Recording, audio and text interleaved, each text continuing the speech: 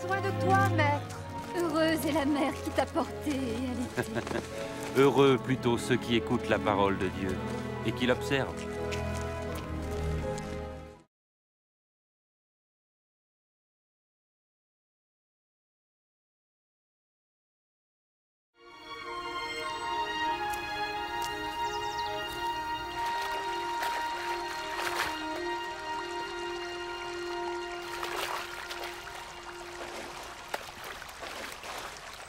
Apprends-nous à prier, comme Jean l'a appris à ses disciples. Quand vous priez, dites « Notre Père qui es aux cieux, que ton nom soit sanctifié, que ton règne vienne, que ta volonté soit faite sur la terre comme au ciel. Donne-nous chaque jour notre pain quotidien. Pardonne-nous nos offenses, comme nous pardonnons aussi à ceux qui nous ont offensés. Protège-nous contre la tentation et délivre-nous du mal. »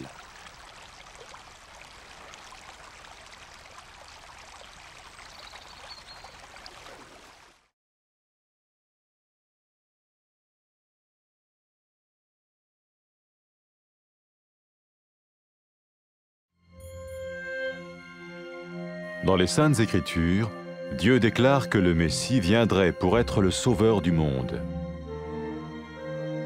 La vie de Jésus prouve qu'il est bien celui dont les prophètes avaient parlé. Ésaïe a prophétisé que la Vierge deviendrait enceinte et qu'elle enfanterait un fils.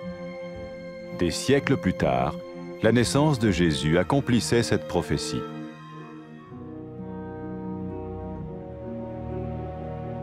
Les Saintes Écritures déclaraient que le saint à naître serait appelé le Fils de Dieu. Cela signifiait que Jésus serait le Fils de Dieu au sens spirituel et non au sens physique. Nous le voyons par sa manière de vivre. Il a guéri des malades, il a pardonné leurs péchés, les a ramenés à Dieu et leur a promis une place dans le royaume éternel de Dieu. Il s'est offert lui-même en sacrifice pour le péché à leur place. Puis il est revenu à la vie, victorieux sur la mort selon le plan de Dieu. Jésus a dit « Personne ne me prend la vie, mais je la donne de ma propre volonté. » La vie de Jésus n'a pas seulement accompli les écrits des prophètes, mais elle a aussi confirmé la vérité de la sainte parole de Dieu. Les prophètes avaient écrit « Ta parole, ô mon Dieu, est parfaite, elle dure à toujours. » Jésus lui-même a dit « Le ciel et la terre disparaîtront, tandis que mes paroles ne disparaîtront jamais. » Jésus est venu pour nous donner la vie dans toute sa plénitude. Mais quand l'homme a désobéi à Dieu dans le jardin d'Éden, il a choisi sa propre voie et ses actions l'ont séparé du Créateur.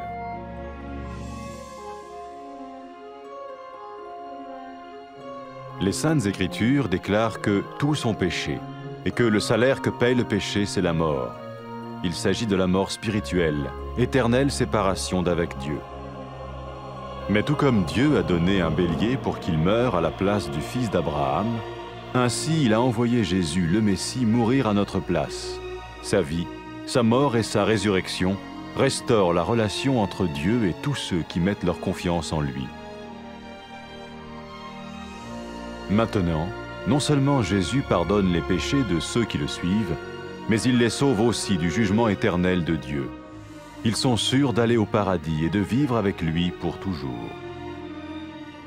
C'est cette vie et cette liberté de la culpabilité et du pouvoir du péché que Jésus offre à chacun aujourd'hui.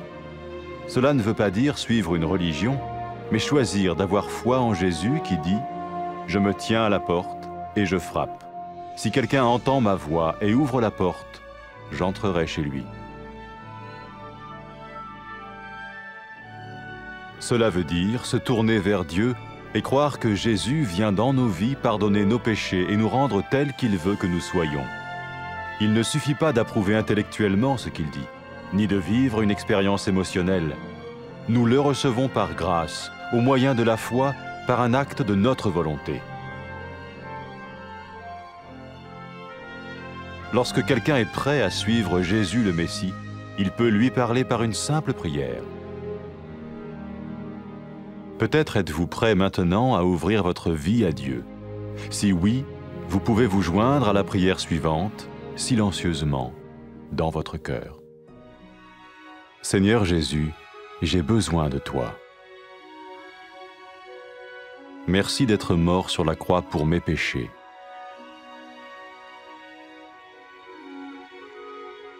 Je confesse mes péchés et je m'en repens.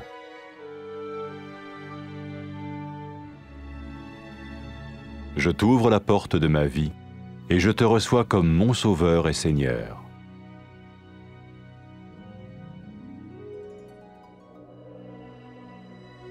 Merci de me pardonner mes péchés et de me donner la vie éternelle.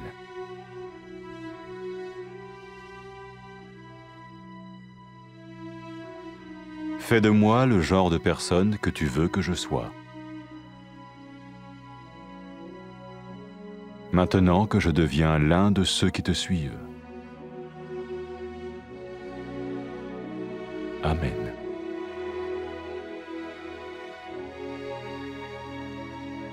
Jésus a dit à propos de ses disciples, « Mes brebis écoutent ma voix, je les connais et elles me suivent. » Pour expérimenter la vie en abondance promise par Jésus, ceux qui le suivent parlent à Dieu chaque jour dans la prière et lisent ou écoutent sa parole. Ils parlent de lui à d'autres personnes et rencontrent régulièrement ceux qui l'aiment et le suivent. N'oubliez pas sa merveilleuse promesse. Tout pouvoir m'a été donné dans le ciel et sur la terre. Et sachez-le, je vais être avec vous tous les jours, jusqu'à la fin du monde.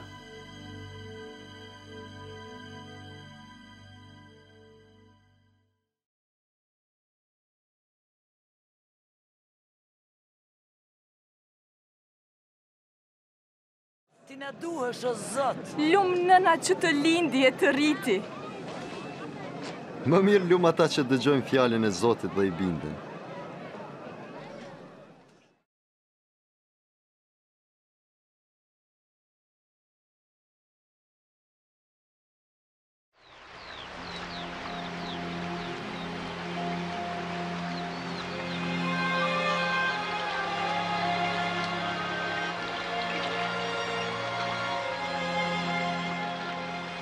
Na mëso të lutemi, si që ka mësuar Gjoni dishepujt e vetë.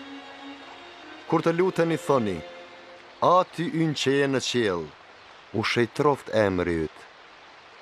Ardh mbretëria jote. U bë vullneti yt si në qiell dhe në tokë. Na jep bukën tonë të përditshme.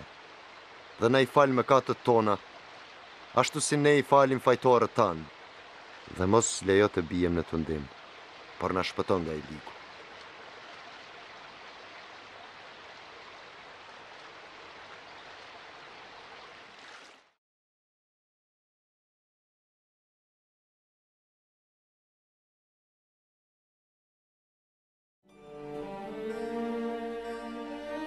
Në shkrimet e shenjta Perëndia ka thënë se Mesia do të vinte për të qenë shpëtimtari i botës. Jeta e Jezusit dëshmon se ai ishte vërtet profeti për të cilin u fol. Isaia profetizoi, e virgjëra do të mbetet shtatzënë dhe do të lindë një djalë. Shekuj më vonë përmbushja kësaj profecie ishte lindja e Jezusit. Shkrimet e shenjta thonë se i shenjti që do të lindë do të quhet biri i Perëndis.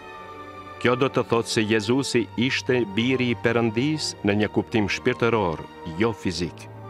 Ne e shohim këtë në mënyrën se si e jetoi jetën. Ai shëroi njerëz nga sëmundje, fali mëkatet e tyre, i kthehu në rrugën e Zotit dhe u premtoi një vend në mbretërinë e përjetshme të Perëndis. Ai e dha veten si sakrificë për mëkatet e njerëzve dhe pasi u kryqëzua, u ringjall përsëri duke e mundur vdekjen.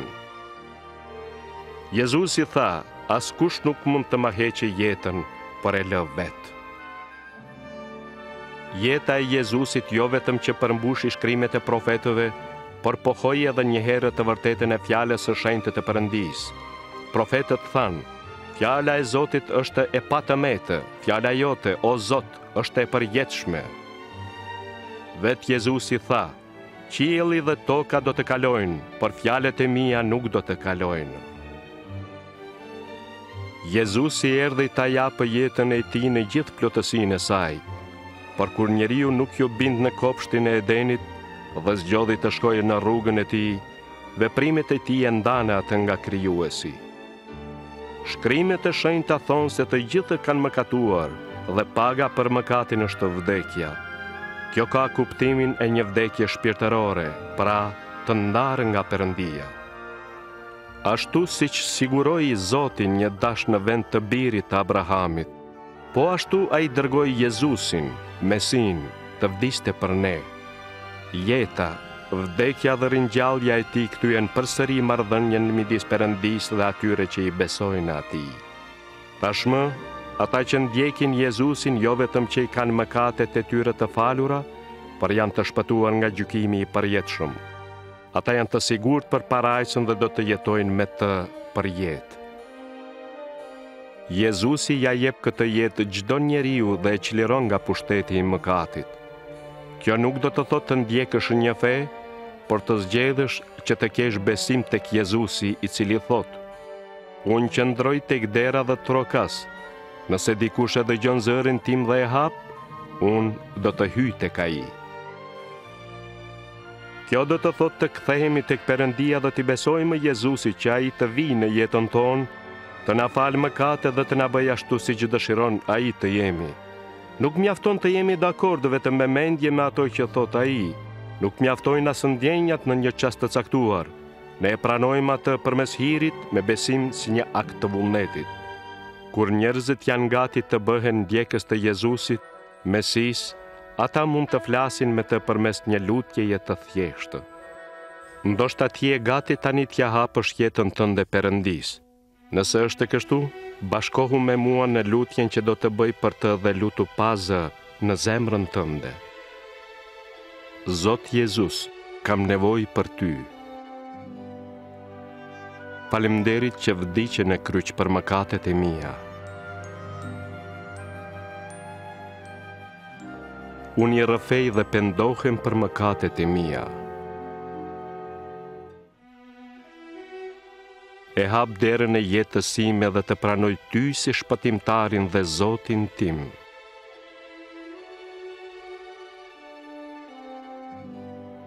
Faleminderit që mi fale mëkatet dhe më dhe jetën e përjetshme.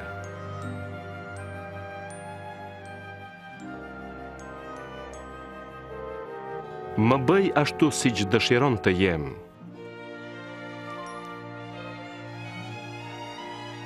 Ndërsa bëhem një nga ndjekësit e tu. Amen.